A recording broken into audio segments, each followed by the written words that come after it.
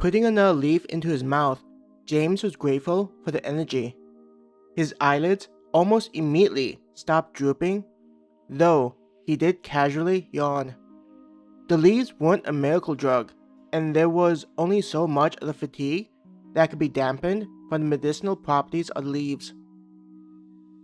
He leaned against a tree, turning his head to keep a lookout for any monsters sneaking up on them. It was more of listening for any branches being snapped or the crunching of leaves. The lights that they used didn't travel far since there was a red light. This allowed them to prevent themselves from being discovered while completing requests, but at the same time it limited how far they could see in the dark.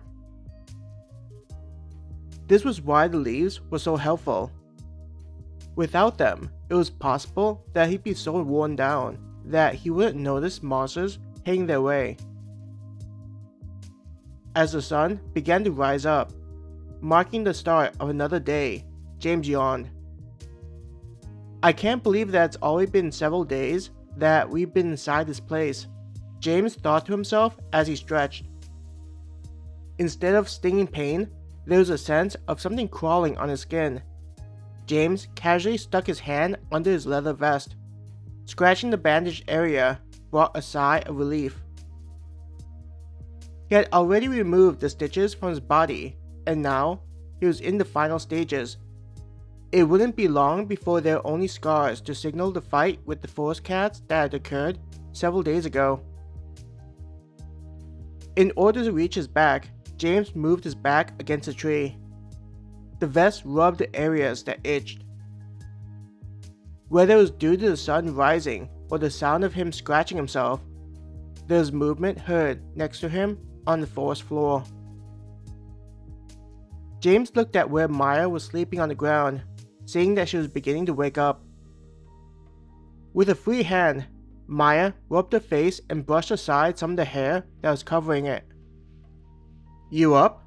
James asked. Maya nodded before she bolted up in surprise. "The sun's already up!" Maya exclaimed. "Nothing gets past you," James teased. Turning her head to look up at James, Maya glared angrily. "You said that you'd wake me up when it was time for my shift." Grinning, James said, "How was I supposed to wake my slumbering girlfriend who looked so happy?" Glancing at chat, James could see some of the comments laughing at him about how he was in trouble. A few even claimed that they tried to warn him that Maya would be angry when she woke up to learn that James didn't wake her up for her turn.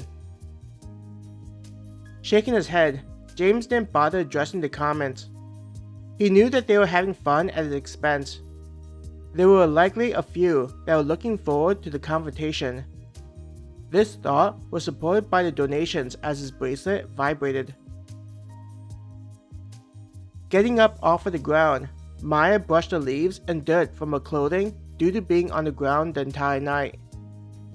She even took a moment to brush out her hair with her fingers, making sure that there were no twigs, leaves, or grass in her hair. Once Maya was ready, she tilted her hips and placed a hand on them. "James, I thought we agreed that this time you'd wake me up. For the past several days, I've been sleeping while you were taking the first shift." James tried to keep a serious expression on his face as he patiently took the criticism hurled at him.